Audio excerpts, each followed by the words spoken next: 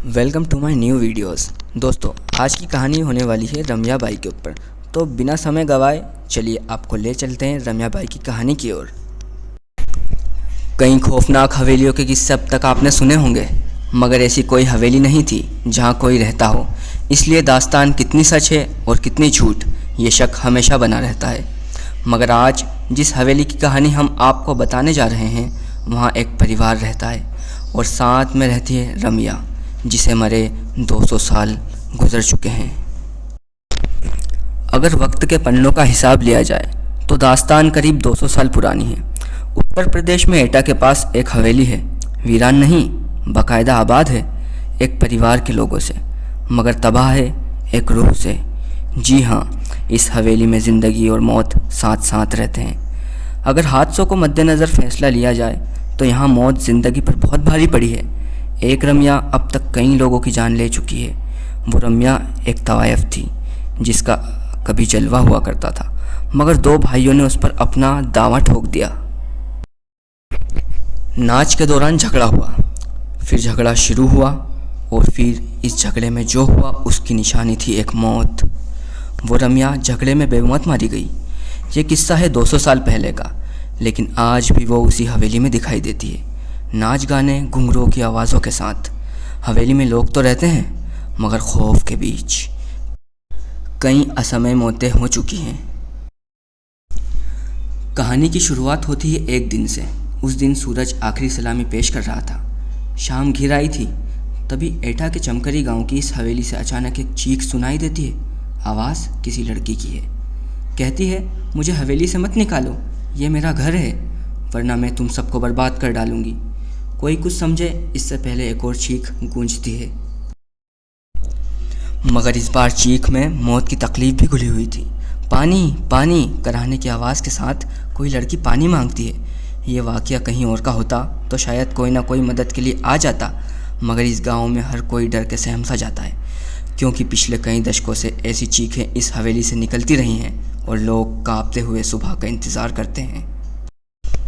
इस हवेली के मालिक सत्येंद्र तोमर कहते हैं कि यहाँ पहले सब कुछ ठीक था, लेकिन धीरे धीरे ये दिक्कतें बढ़ती गईं। यहाँ घुंघरूओं की आवाज़ सुनाई देती थी, नाचने की आवाज़ें। इस तरह प्रॉब्लम क्रिएट होती रही। तांत्रिकों को बुलाया गया। कभी कभी आवाज़ें आती, आपको घर छोड़कर जाना पड़ेगा, ये मेरा घर है। इस तरह से हम लोगों को डर लगने लगा। हम लोग खौफ के साए में जीने लगे। लेकिन सवाल ये था कि आखिर ये लड़की कौन है और इसका इस घर से क्या रिश्ता है? क्यों दिन ढलते ही इस हवेली के पास होकर गुजरने वाले रास्तों पर कब्रिस्तान सा सन्नाटा पसर जाता है और एक अजीब अनमनी सी लड़की इस हवेली में भटकती दिखाई देती है। कभी झरोके से झांकती है, कभी हवेली की छत पर टकटकी लगाए दूर किसी मुसाफिर का इंतज़ार करती है जिसने उसे गौर से देखा है। बताते हैं कि उसकी नज़रें बर्छी की तरह कलेजे को चीरती सी लगती थीं, मगर कभी इन्हीं नज़रों के लोग दीवाने हुआ करते थे। वो जहाँ खड़ी हो जाती थी, उसी के आसपास खड़े होकर लोग उसका दीदार करना चाहते थे। जिस घर में वो रहती थी, उसकी खिड़की पर लोगों की नज़रें टकटकी लगाई रहती थीं। इंतज़ार करते थे ये लोग कि कब खिड़की खुले और उसका दीदार हो। ऐसा जलवा था रमिया का। इस हवेली के आसपास रहने वाले बुज़ुर्ग बताते हैं कि इस हवेली में एक खूबसूरत सी लड़की निकलती थी, जिसे वो जब पकड़ने की कोशिश करते तो वो बिल्ली बन जाती। आज इस कोठी में ज़िंदगी और मौत दोनों का बसेरा है। दूसरी हवेलियों की तरह ये खाली नहीं है। यहाँ गुजरे दौर की तवायफ रमिया की रूह भी रहती है और इस कोठी के मालिकान भी।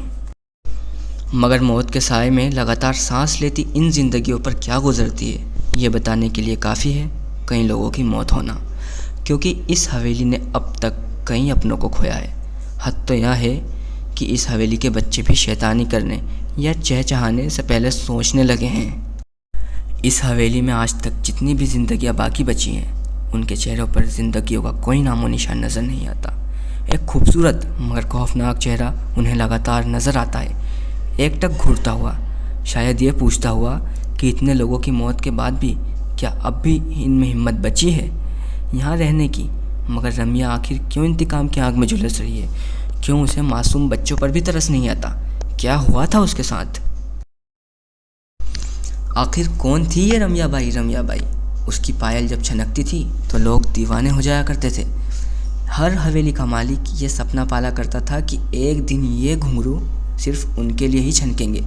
बात करीब 200 साल पुरानी है, जब रम्या इसी हवेली में मुजरा किया करती थी। रम्या के दीवानों की फहरिस्त में इसी इलाके के 2 सगे भाइयों का नाम भी शुमार था, जो तकरीबन हर शाम उसके पास गुजारा करते थे। और जब रम्या ने बेकाबू हालात को काबू में करने की कोशिश की तो गुस्से से लहराता एक खंजर रम्या के ही शरीर में धंस गया। दरअसल ये कहा जाता है कि दोनों भाइयों की लड़ाई में रम्या बीच बचाव कराने आ गई थी।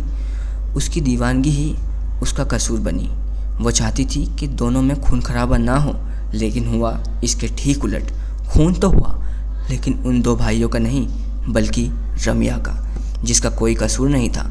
अगर कोई कसूर था तो वो उसकी खूबसूरती थी, कसूर था तो उसकी दीवानगी, और कसूर था उसकी मचकती कमर और बल खाती चाल का, जिस पर वहाँ से 7 कोस दूर तक वाले भी खींचे चले आते थे।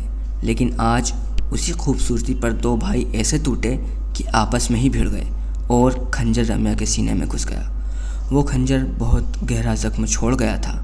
जिंदगी की सांसें उसकी टूटी हुई पायल के घुंघरूओं की तरह बिखरती जा रही थी। मौत दस्तक दे चुकी थी, और फिर रम्या के साथ ही नाच गाना, मस्ती ठिठोली, सब कुछ खत्म हो गया था उसकी मौत के साथ ही। और ये मौत इस हवेली पर बहुत भारी पड़ी। वक्त बीतता गया और उसकी यादें कभी धुंधली नहीं पड़ती भी कैसे, क्योंकि रम्या ने तो इस हवेली को छोड़ा नहीं था। वो आज भी लोगों को नज़र आती है, मगर गाती गुनगुनाती नहीं, बदहवास घूमती हुई, याद करती हुई उन सुनहरे दिनों को जब एक महफिल उठती नहीं थी कि दूसरी सजाने को बेताब लोग वहाँ पहुँच जाया करते थे। फ़र्क सिर्फ इतना है कि 200 साल पहले इस ड्योढ़ी मतलब दहलीज से निकला हर कदम मस्ती से झूमता हुआ निकलता था, मगर आज यहाँ से लाशें निकलती हैं। आज भी यहाँ मरने वालों का दिखता है साया। इस बारे में हवेली के मालिक सत्येंद्र तोमर बताते हैं कि मेरी माँ को एक दिन साया दिखाई दिया, इसके बाद उनकी मौत हो गई। इस तरह रम्या का प्रकोप हमारी हवेली पर हमेशा खौफनाक साए की तरह पड़ता गया। एक एक करके मेरे 3 बच्चे, फिर मेरी पत्नी भी जान से जा चुके थे। रम्या का सच क्या है हम नहीं कह सकते। हाँ, इतना ज़रूर कह सकते हैं कि यहाँ रहने वाले दोनों परिवारों में बेवजह बेहिसाब मौतें हुई, और अगर ये सब कुछ इत्तेफाक है तो यकीनन बहुत खौफनाक इत्तेफाक है, शायद रम्या के खौफ से कहीं ज़्यादा खौफनाक। दोस्तों, हमारे साथ यहाँ तक बने रहने के लिए दिल से धन्यवाद। और अगर आप चाहते हैं कि हम इसी तरह की और दिलचस्प कहानियाँ आपके लिए लाएँ तो नीचे दिए गए लाइक बटन को लाइक करें और चैनल को सब्सक्राइब करें। धन्यवाद।